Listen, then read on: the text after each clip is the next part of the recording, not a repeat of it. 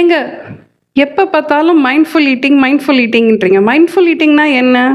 Well 3 வகை பிரிக்கப்படும். Number 1 கொஞ்சமா பசிக்கும்போது நல்லா சாப்பிடணும்னு பிளான் பண்ணாம, பேசிக்கா ஸ்ப்ரவுட்ஸ் மாதிரி கொஞ்சமா சாப்பிட்டு க்ளோஸ் பண்ணிக்கிறது.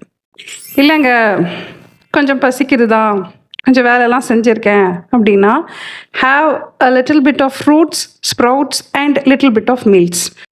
இல்லங்க நான்லாம் வந்து கடோர்கஜன் அளவுக்கு பசி வச்சிருக்கேன். I worked a lot. Today I am in too much of stress அப்படின்னா, கண்டிப்பாக ஃப்ரூட் ஜூஸ், ஃப்ரூட்ஸ், சாலட்ஸோட நிறுத்திக்கோங்க. மீல்ஸ் பக்கம் போயிடாதீங்க.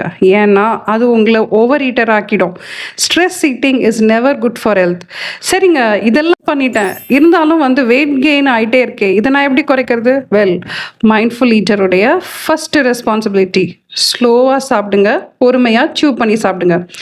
நம்ம ஹீரோயின்லாம் சாப்பிடுவாங்க பார்த்துருக்கீங்களா? ஆ அந்த ஸ்டைலில் சாப்பிடும்போது நீங்கள் ஒரு மைண்ட்ஃபுல் ஈட்டராக மட்டும் இல்லாமல் சூப்பரான ஒரு ஹெல்த்தி பர்சனாகவும் மாற முடியும். ஹலோ, சரி அப்போ டெசர்ட்டுக்கு